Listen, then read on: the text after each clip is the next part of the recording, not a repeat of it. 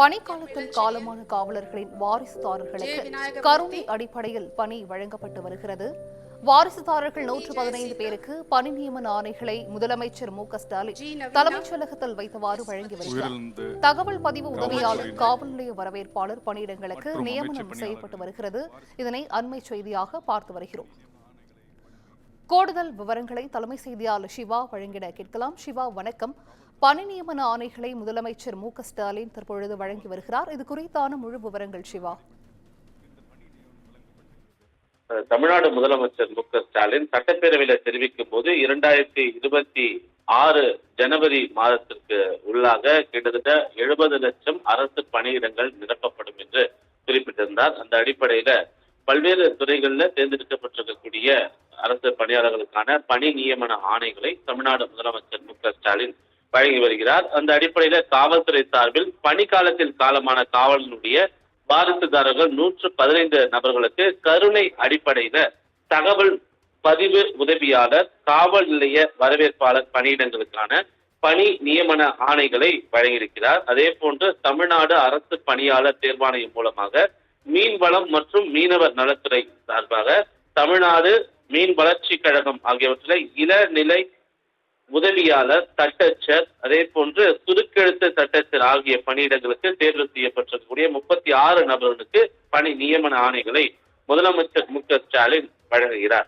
அதே போல பால்வளத்துறை சார்பில் பால் உற்பத்தி மற்றும் பால் பண்ணை மேம்பாட்டுத்துறை மற்றும் ஆவி நிறுவனத்துல பணிபுரிந்துள்ள தமிழ்நாடு அரசு பணியாளர் தேர்வாணையத்தின் வாயிலாக தட்டச்சர் பதவிக்கு தெரிவு செய்யப்பட்டிருக்கக்கூடிய 11 நபர்களுக்கும் இளநிலை செயற் பணியாளர் பணியிடத்திற்கு தெரிவு செய்யப்பட்டிருக்கக்கூடிய 2, பால் அளவையாளர் நிலை 3 பணியிடத்திற்கு தெரிவு செய்யப்பட்டிருப்பவர்கள் என ஒட்டுமொத்தமாக 18 நபர்களுக்கான பணி நியமன ஆணைகளையும் தமிழ்நாடு முதலமைச்சர் மு.க.ஸ்டாலின் தலைமைச் செயலகத்திலிருந்து வழங்கியிருக்கிறார். அதே போல பால்வளத்துறை சார்பில் பால் உற்பத்தி மற்றும் பால் பண்ணை மேம்பாட்டுத்துறை ஆவின் நிறுவனத்தில் பணிபுரிந்திட தமிழ்நாடு அரசு பணியாளர் தேர்வாணையத்தின் வாயிலாக தேர்ந்தெடுக்கப்பட்டிருப்பவர்களுக்கும் பணி நியமன ஆணைகள் வழங்கப்பட்டிருக்கின்றன.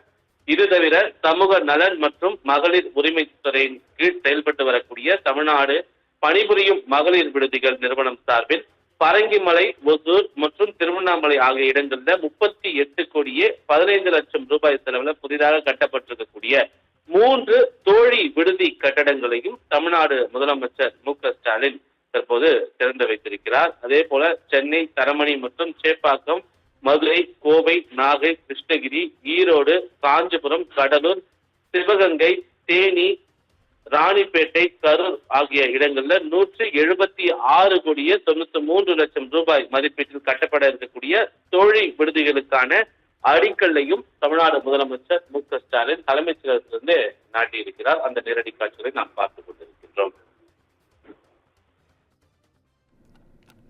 விவரங்களை வழங்கியமைக்கு நன்றி Siva.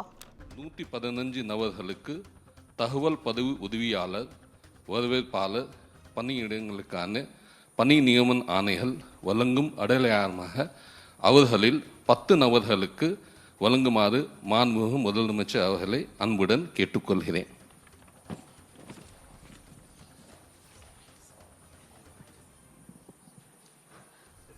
K. Sheeba,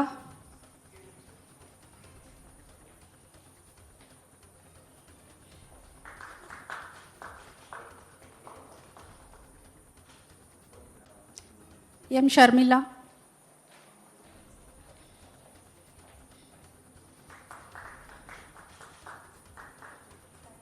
we. Arunkumar,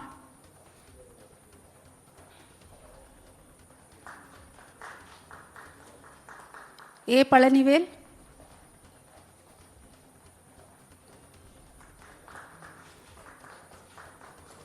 S. Madhushree,